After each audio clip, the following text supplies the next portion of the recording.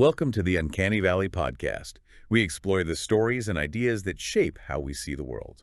And today we're diving into a classic you've asked us to unpack, Jane Austen's Sense and Sensibility. Right, we're looking at human nature, those societal pressures, the dance between reason and emotion all through this story. Our goal is to pull out the surprising facts, the deep insights, the lessons that still resonate today, giving you a real shortcut to understanding it all. So let's get into it, guided by the material you've given us. Definitely. It's a narrative set, over 2 centuries ago, but it's observations on character, consequence, how society shapes us versus how we feel. They're timeless. Yeah, it really makes you look past the surface, doesn't it? Challenges your assumptions about what happiness or worth really means, especially when appearances are so misleading. Exactly. And it kicks off immediately with this really stark example of how quickly fortunes can change. We have to start there with the Dashwood family's situation. Right, the whole unpredictable landscape of their life and fortune. The story opens, and it seems quite comfortable, doesn't it? The old gentleman at Norland, he's got Mr. and Mrs. Henry Dashwood, the kids. It seems pretty idyllic. Austen sets that scene deliberately, that feeling of domestic happiness. The old gentleman gets constant attention, solid comfort from Henry and his wife. It wasn't just duty, it was real goodness of heart. And the daughters, Elinor, Marianne, Margaret, they added this relish to his life. It's a picture of contentment, security. Established security, or so it seems. But then, almost straight away, the rug gets pulled. And it all comes down to this one kind of brutal legal thing from that era, entailment. What did that actually mean for Henry Dashwood, the nephew who thought he was inheriting? Well, this is where you see the law, cold and unbending. It was designed to keep property in the family line, but yeah, often at a huge human cost. Norland wasn't Henry's to just give away as he pleased. It was entailed. Exactly. Legally locked to the male line. So it had to go to his son, John Dashwood, that's Henry's son from his first marriage, and then critically to John's son, little Harry, who was only 4. And that wasn't just some minor detail, was it? It meant Henry, even though he loved his second wife and their 3 daughters, he was completely powerless. Utterly powerless. He couldn't give them an income from the estate, couldn't put a charge on it, couldn't even sell off the valuable woods to provide for them. It was totally out of his hands right when he knew he was dying. Wow. It's such a stark reminder of how things worked then. Primogeniture, these big estates tied to the eldest son. It kept fortunes together, sure, but look the cost here. Precisely. It was the backbone of society for the gentry, keeping those family fortunes intact. But yeah, it could be a devastating trap. It stripped his wife and daughters of security, dignity, all to preserve the estate for maybe distant or, as we see, pretty uncaring heirs down the line. So when we think about this today, what does that initial shock, that vulnerability tell us about security now? Is it just a history lesson? Oh, I don't think so at all. It's a really powerful insight, actually. It highlights how fragile security can be when it's tied to systems outside our control. Inflexible systems. Like what kinds of systems today? Well, think about economic shifts, policy changes, market crashes, even digital stuff like who owns your data or intellectual property. Things can change fast, and suddenly what you thought was secure isn't. Right. So it forces you to ask, where do you really place your trust for stability? How much is really in your control versus depending on others or the system itself? A question the Dashwoods faced head on. And it still echoes today. And as if that legal blow wasn't enough, what comes next is even more personal, more heartbreaking. A promise made by Henry's son, John, and then just broken. Yeah, Henry on his deathbed pleads with John to look after his half-sisters, to provide for them. And John's initial reaction... Does he step up? Interestingly, he does initially have good intentions, genuinely generous ones. The text says he meditated within himself to give each sister £1,000. That's 3,000 total. A lot of money back then. A huge sum. And he really thought himself equal to it. He pictured his income, $4,000 a year plus his mother's fortune, and felt capable of generosity. He thought about it for days, didn't regret it. So he wasn't initially a bad guy, necessarily. Which makes what happens next even worse, doesn't it? Because the potential for good was there. Exactly.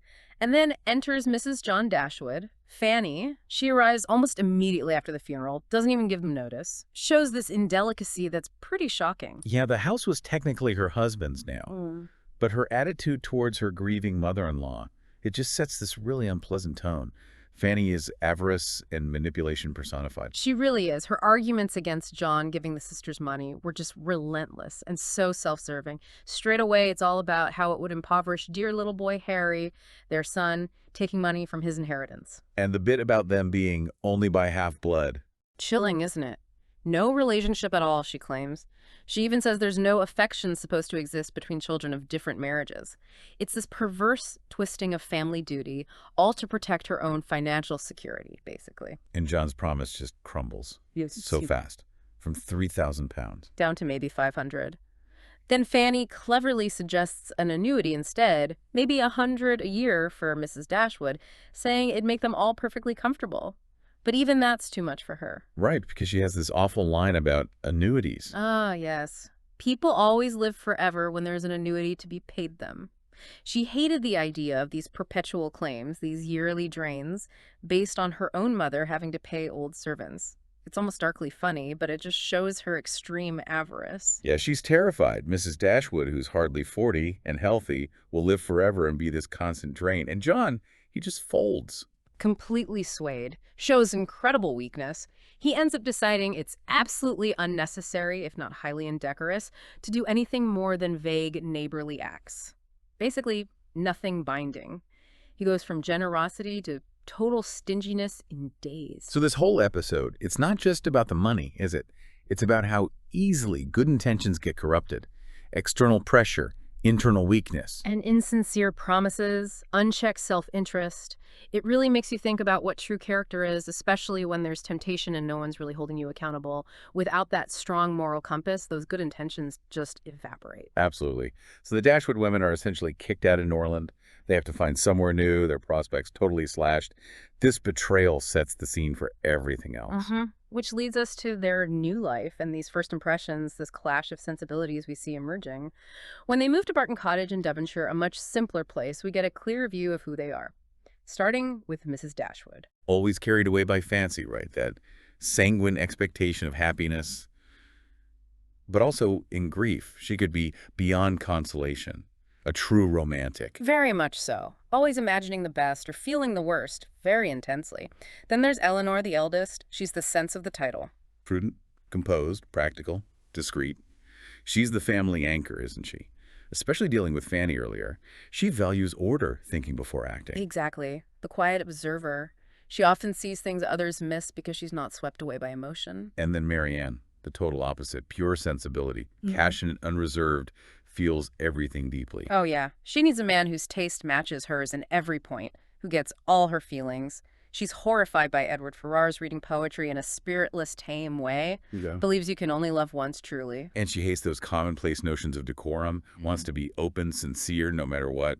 Margaret, the youngest, is there too, adding to the dynamic. It's such a great setup. As you're listening, you might find yourself relating more to Elinor's sense or Marianne's sensibility. Yeah. How do those approaches really shape how they see the world, how they experience things? Yeah, and it plays out immediately with the people they meet, starting with Edward Ferrars. His introduction is interesting. A quiet contradiction. Right. Eldest son of a rich family, but his money depends entirely on his mother. He's dependent, yet Mrs. Dashwood, with her usual optimism, likes him. Sees his kindness, his feelings for Elinor, ignores the money situation. But Marianne, not impressed. Not at all. Scathing critique. He lacks taste, spirit, fire, intelligence in her view. She notices he admires Elinor's drawings as a lover, not as a connoisseur, meaning he likes them because he likes her, not because he truly appreciates art. She just can't believe Elinor likes him. Esteem and like are too cold for Marianne. She wants passion, drama. Edward's too commonplace. But Elinor defends him. She admits he's shy, but points to his goodness and sense, his excellent understanding and principles, his solid worth, qualities hidden by his reserve. And she hints there's more going on, a deeper connection Marianne doesn't see. And then we get that first little mystery. Edward seems down, low spirits, and Marianne spots a ring on his finger with plaited hair in it. She assumes it's Fanny's hair, right? His sister's. Yeah, jumps to that conclusion. But Elinor, quietly, suspects it might be her own hair. It's subtle, but it's a huge foreshadowing moment. There's a secret there, something causing his low spirits. And this really brings that sense versus sensibility idea into focus. It's not just personality types. Sensibility, back then, it wasn't just being sensitive. It was more a refined capacity for deep emotion, linked to idealism, maybe romanticism. Right, and senses about prudence, judgment, practicality, thinking things through rationally, observing social rules. So the novel explores how you navigate the world, society, money, relationships, using one or the other approach. And Edward, despite seeming unremarkable, represents a kind of quiet integrity that Elinor values. It's about seeing past the surface, which Marianne struggles with initially. Definitely. And the move to Barton Cottage throws them into a whole new social circle, giving us more contrasts. Mrs. Dashwood, as we said, is already planning renovations for this tiny cottage. Well, Elinor's probably thinking about the cost. Idealism versus pragmatism again. Exactly. Then they meet their landlord, Sir John Middleton. Cheerful, hospitable, loves company. But pretty superficial, right? Judges women on looks, whether they're unaffected, likes hunting and having people around. Genial, but maybe not deep. That's a good way to put it. And his wife, Lady Middleton, is the complete opposite. Elegant, graceful, but Elinor sees her as reserved, cold, insipid. Her main topic is her children. Elinor notes it's a wise precaution for conversation, which is quite biting. It really is. Austen's critique there is sharp. Lady Middleton looks the part of the perfect lady, but there's no real substance, no genuine connection, just polite emptiness. Elinor finds that kind of social ritual tiresome. Then there's Mrs. Jennings, Lady Middleton's mother. She's the opposite of insipid. Oh, completely. Yeah. Good-humored, loud, loves a joke, especially about romance. Maybe a bit vulgar, gossipy. But ultimately, kind-hearted, isn't she? Genuinely wants people to be happy, even if she's a bit tactless sometimes. Yes, there's a surprising warmth and depth under that boisterous exterior. And finally, Colonel Brandon. Silent, serious, gentlemanly. But Marianne and Margaret dismiss him immediately. Because he's on the wrong side of 5 and 30. An absolute old bachelor in their young eyes. Marianne even calls him infirm, jokes about flannel waistcoats, just writes him off completely. It's such a snapshot of youthful judgment, isn't it? Dismissing someone based on age and quietness. And the contrast between Sir John's loud friendliness and Lady Middleton's cold insipidity is striking too. Makes you wonder about the reality behind the social masks. It sets up all these tests of character. Who in this new world will be understood? Who will be misjudged? Especially by Marianne, who judges so quickly, versus Elinor, who observes more carefully. And that question explodes with the arrival of Mr. Willoughby. He is everything Marianne could want. Oh, absolutely. Her romantic ideal literally falling into her life.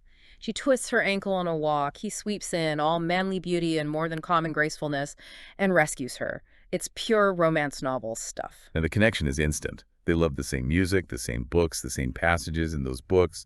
He reads poetry with sensibility and spirit. Everything Edward lacked in her eyes. It's an overwhelming connection based on shared tastes and passions. A perfect match, it seems. So Marianne, being Marianne, is completely open about her feelings. Frank, enthusiastic. She thinks being reserved would be dull and deceitful. But Elinor, watching all this, feels uneasy. She sees Willoughby's tendency to say too much what he thought on every occasion without thinking about who he's talking to or the situation. A want of caution. Yeah, that heedlessness worries her. Which raises that question for all of us, doesn't it? How much weight should we give that initial chemistry, those shared interests? Does that intense connection guarantee anything long-term? The story suggests caution. Elinor's quiet doubts are like a warning bell against Marianne's absolute certainty. Makes you think about your own snap judgments based on first impressions. And things escalate quickly into this weird space of assumptions and secrets. No official engagement, but Willoughby acts like he belongs at Barton Cottage. He spends more time there than at his own home, treats it like his home, makes these grand statements about the cottage being faultless, the only place happiness is possible, wants to rebuild his own estate, cum magna, to look just like it. All very romantic, fueling Marianne's hopes. Then there's that controversial trip to Allenham. He takes Marianne alone in an open carriage to see the house owned by his benefactress, Mrs. Smith, implying it'll be his and therefore hers one day. Elinor is deeply concerned about the propriety of that, the social damage it could do to Marianne's reputation. But Marianne, she thinks her own happy feelings are proof enough that it's fine. The family, Mrs. Dashwood included, are now totally convinced they're engaged. But Elinor still has doubts. She notices Willoughby never actually says they're engaged. His total silence on that specific point almost outweighs every other sign in our mind. She doubts. That gap between appearances, his charm, the family's conviction, and the reality Elinor's doubts, his silence is crucial. It builds suspense, shows how subjective truth can be, makes you question what assumptions do you make based on how things look. And just as things seem settled, Colonel Brandon suddenly has to leave town. Mrs. Jennings starts gossiping about some scandal involving a Miss Williams, maybe his illegitimate daughter, adds another layer of unease. Right. It all feels very unstable beneath the surface charm. And then, the crash. Willoughby's betrayal. It starts with him leaving abruptly. Yes, a very sudden, cold farewell. He's off to London on business for Mrs. Smith, doesn't know when he'll be back. He seems embarrassed, tries to act cheerful, but it's clearly forced. Unsettling. And Marianne just collapses. Violent affliction, sickness at heart, tears. She's completely inconsolable. She throws herself into her grief, playing their music, reading their books, almost deliberately nursing the pain, which Elinor tries so hard to stop. But Marianne won't be comforted. Then the final blow. The news arrives. Willoughby has married Miss Grey, a woman with 50,000 pounds. Huge fortune. Mrs. Jennings spills the beans. Willoughby was broke, all the pieces financially. He married for money, even though he'd apparently made love to Marianne and basically promised marriage. It confirms Elinor's worst fears and Mrs. Jennings' assessment of his character. He chose wealth over love. And then that letter. Formal, cold, acknowledges her notes, states he's married, returns her lock of hair. Just brutal. Calculated cruelty, designed to cut her off completely. Marianne is shocked, calls it unpardonable. She still felt solemnly engaged to him based entirely on his actions and words, not a formal promise. Shows how much faith she put in that sensibility, that connection. It shatters her whole worldview, doesn't it? Built on passion, openness. It forces her to see the devastating consequences of ignoring practicalities, of not looking deeper into character. A brutal lesson. A very painful but maybe necessary lesson, and it's this pain that allows other strengths to emerge, especially Elinor's. Right, Elinor's quiet fortitude really comes to the fore here. Even while dealing with Marianne's grief, she's suffering silently herself. Marianne accuses her of being cold-hearted, unable to understand, saying Elinor is happy because Edward loves you. Ah, the irony. It's incredibly poignant, and Elinor's reply is so measured, so full of hitting pain. She says many, many circumstances could take that happiness away, hinting at her own situation with that whispered, "Ah, if you knew." But she doesn't indulge in self-pity. She focuses on Marianne. Incredible self-command. And she tries to help Marianne see it pragmatically, too. Finding out about Willoughby now, before marriage, saved her from worse misery. She supports Marianne constantly, even when Marianne pushes her away. That's where Elinor's sense truly shines. It's not about not feeling, it's about managing those feelings, acting with reason and integrity even when you're hurting. Her resilience is remarkable. It really makes you think about how you cope, how you support people. But Elinor's pain isn't just sympathetic.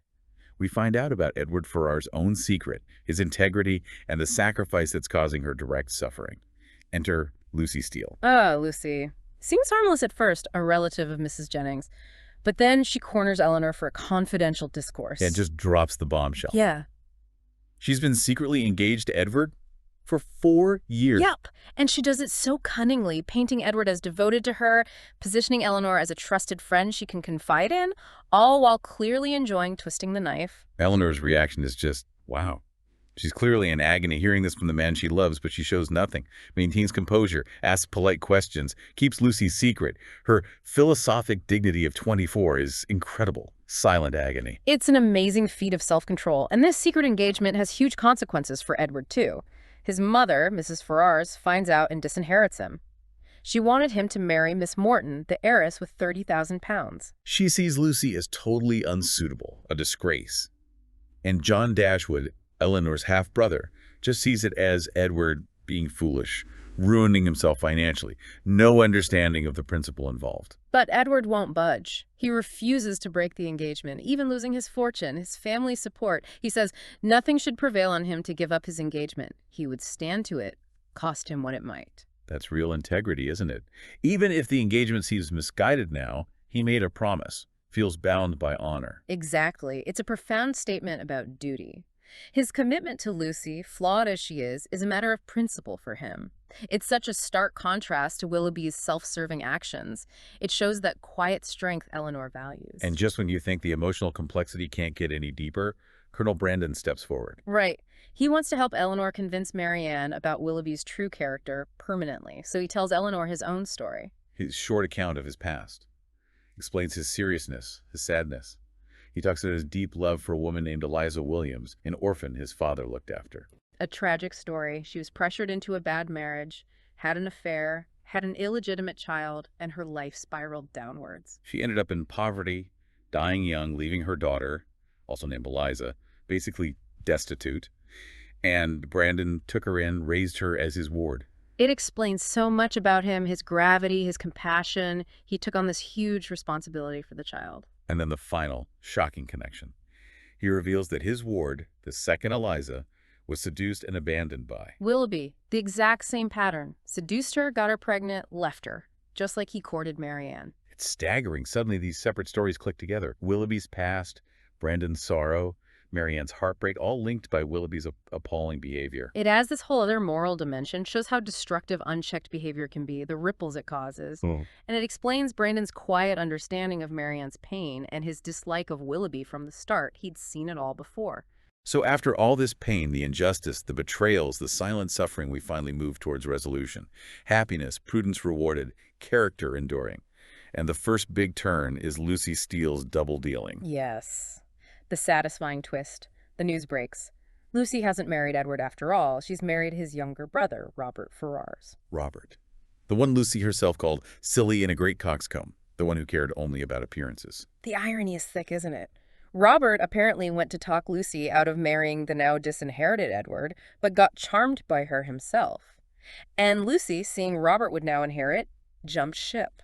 Edward's reaction when he gets her letter. It's described perfectly. Yeah. Half stupefied between the wonder, the horror, and the joy of such a deliverance, you can just feel the immense relief mixed with the shock of how close he came to disaster. He's finally free. Such an aha moment for the reader, isn't it?